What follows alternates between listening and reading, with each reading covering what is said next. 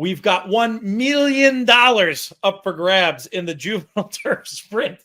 And to talk about it with us, person who's been with us talking about this race, I think, ever since we started doing Monster Pods. You might know them from Jeopardy. You might know them from the trivia shows we've done here on In the Money Media. They are Rowan Ward. Rowan, what's going on? Probably about the same thing that's going on with you and a lot of the people who are listening to this podcast, which is to say Breeders Cup, and more Breeders Cup. We'll limit our discussions today to this Juvenile Turf Sprint. Where should our conversation begin? Well, I think our conversation should begin with a horse who's currently on the not eligible list, but with two horses who have first preference elsewhere in the main field. She'll get to the main field because she's first on the alsos list, or the not eligible list, or whatever you want to call it. And that's Amidst Waves. Yeah. I think there's a lot of speed in this race. Most of the horses in the main field are best proven either on or near the lead. And what's interesting is, there's not a huge sample to come from, but the first few years it was American Speed Wire to Wire, American Speed Wire to Wire.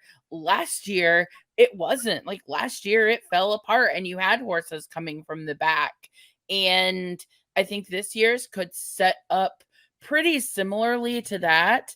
And I think Amidst Waves would have won that Indian Summer if not for having to alter behind some traffic in the lane, missed by only a nose to the improving Committee of One, who is also worth talking about. I think Committee of One has a shot here, but I think Amidst Waves can get a jump on the closers while still not being burned up in the pace.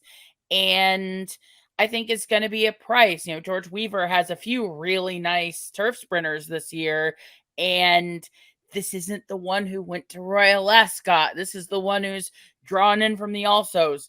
Lost the last race. I say lost because I really do think it's one of those too good to lose. And like I said, got nosed out by Committee of One after some trip trouble.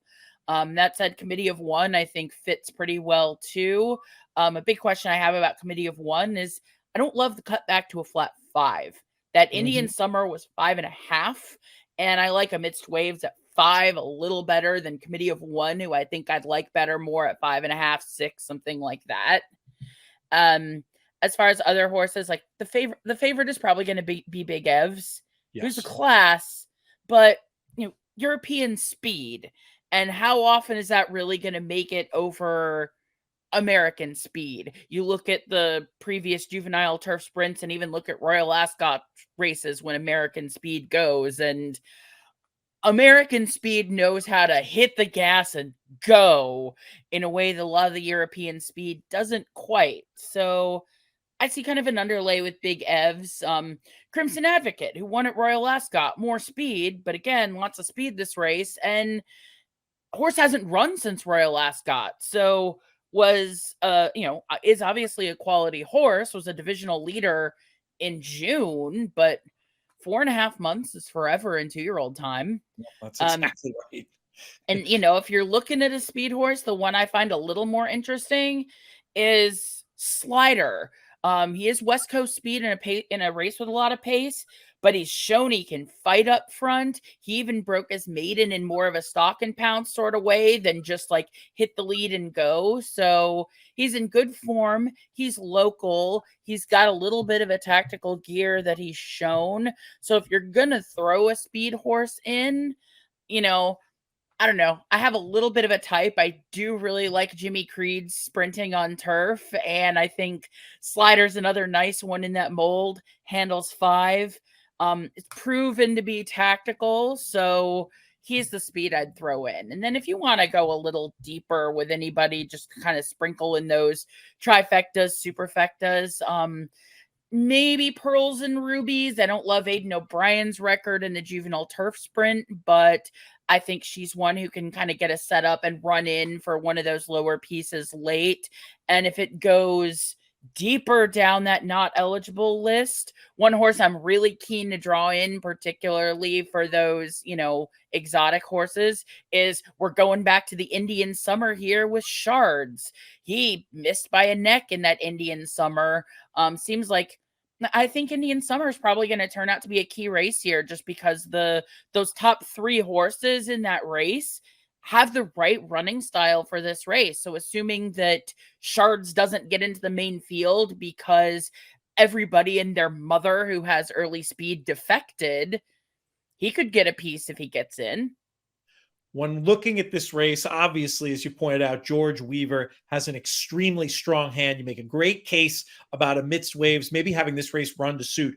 But what about No Name Mets as a potential speed of the speed type horse in here? What I like about No Name Mets when I look at the form is just we know where this horse has been, and it's been on the racetrack, and it's been improving all the time. Do you give No Name Mets much count?